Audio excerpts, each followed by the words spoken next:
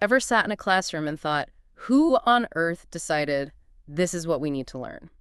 We're going deep on that today into educational planning, how those decisions get made, the things that shape how we learn. It's funny, we always talk about what we learn, the textbooks, the curriculum, but rarely the how or the why those choices happen. And that's where our source material comes in, HPGD 2203 Topic 3 1.pdf.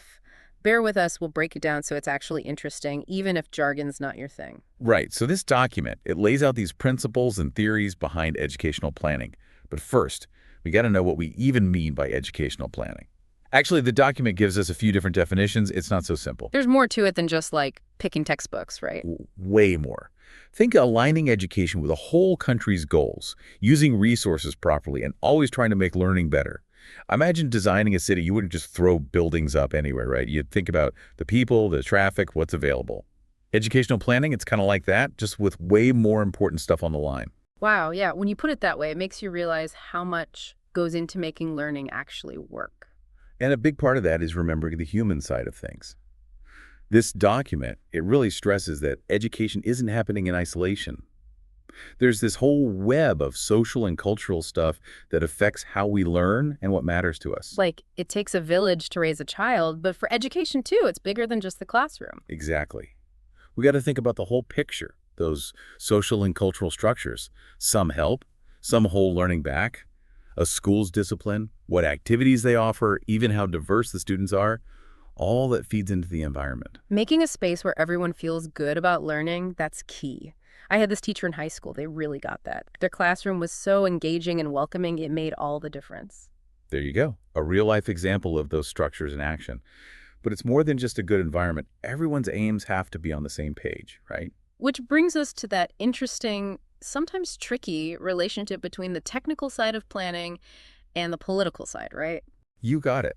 So on one hand, we've got the technical stuff, all about using data to make decisions, analyzing what students need, using resources well, making sure what's taught actually matches what students should be learning, making sure the whole system is running smoothly. And then politics come in and make it even more complicated. Yeah, a country's political beliefs and what they want to achieve, it all influences education. Take the space race, for example. Oh, good one.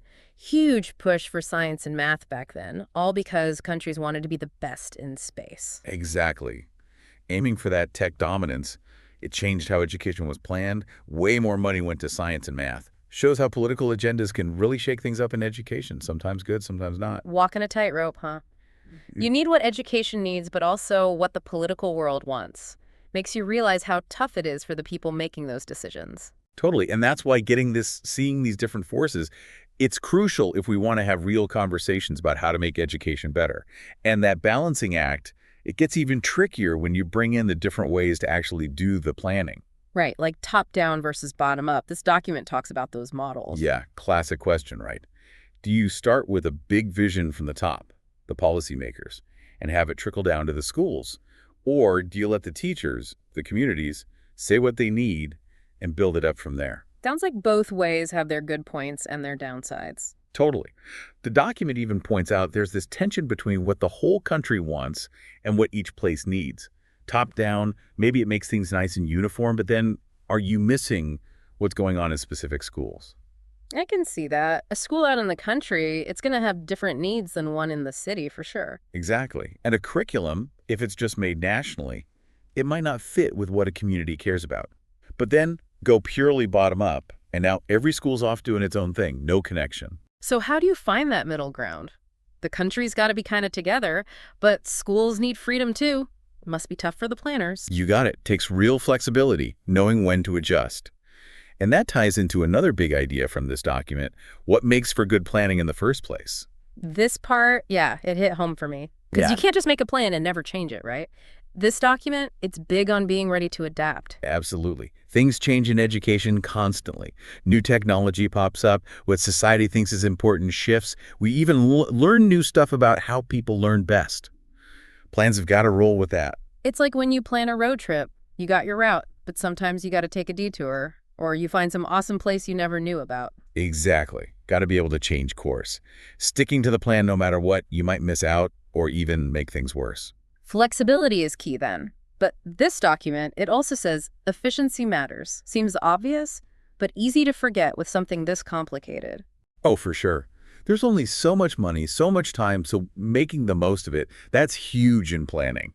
Every dollar, every lesson, it's got to really count for those students. And if we're talking about making things count, this document, it gets super specific, right down to 9 things it calls dimensions of educational planning. Like a whole framework, yeah. Yeah. Breaks planning down into these separate pieces, but they all connect.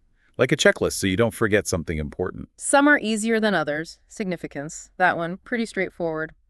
But I'll be honest, parsimonious, I had to look that one up. Basically, it means keep it simple, don't overcomplicate things. Sometimes the best plans, they're the elegant ones. Less is more, like they say. Yeah. But then there's definitiveness, and that sounds like the opposite of being flexible, which we just said was so important. It's not about being rigid, no. It's Yeah. more like use what you know, think ahead so you're ready for problems so you avoid bad outcomes. That road trip again, you check the weather, pack an umbrella, but you don't cancel just because it might rain. Now that's a dimension I like. Being prepared, not freaking out. And that's what's cool about this framework. It's like, look at everything. Good planning, it's a balancing act. Got to be flexible, but ready, thorough, but not overwhelming. Sounds like a challenge. It is. And the document, it goes on to show how these dimensions actually work, talks about 2 ways to plan: transactional and component-based. Break those down for us. What's a transactional plan like in action? It's all about working together and being willing to change things up. You talk to everyone involved, really figure out what's needed right now, then you make the plan. But it doesn't just end there. You keep checking back in. You got it. Yeah. After the plan's running, you look at how it's working, what the data says, and you adjust. It's always in motion, changing with new info. Really thorough, but maybe takes a while. What about component-based? How's that different? Think of it like building blocks. Each part has its own steps and things to think about. So one part's for seeing what you need, another for seeing if it'll even work, another for putting it into action, and so on. Like Legos, each piece chosen for a reason, put together just right. Exactly. And like Legos, the best part is you can move pieces around, swap them out. It fits different situations, different priorities. So it's not like one way is better. It's about picking what works, right? Right on. What's the plan for? Yeah. How big is it? What do we have to work with? It all factors in. Right. Tool for the job. Exactly. And that's a big takeaway from all this. There's no one right way to do educational planning. It's always changing. You got to know the ideas behind it and how it works in the real world. It's like we're doing a little planning ourselves here, with this deep dive. We're taking this big, complicated thing, educational planning, and breaking it down bit by bit. Exactly. Picking out the important parts, getting people interested, hopefully. That's the goal. Give everyone listening the info they need so they can really think about their own experiences, with learning. Right. Because once you get how this planning stuff works, it's empowering. You can stop just accepting things and start asking, what if, What if schools listened to teachers and students more when they decide what to teach? What if we made the whole system more flexible? Big questions, yeah. And it shows how something like educational planning seems kind of distant, actually affects all of us up close. It does. We all have a say in how education goes. Students, parents, teachers, even just people who care. So what now? If people are listening, what's the thing we want them to walk away with? Think about your own education, those times you really got it, those aha moments. Were there times when it felt like the system was holding you back? Or when it really helped you learn and grow?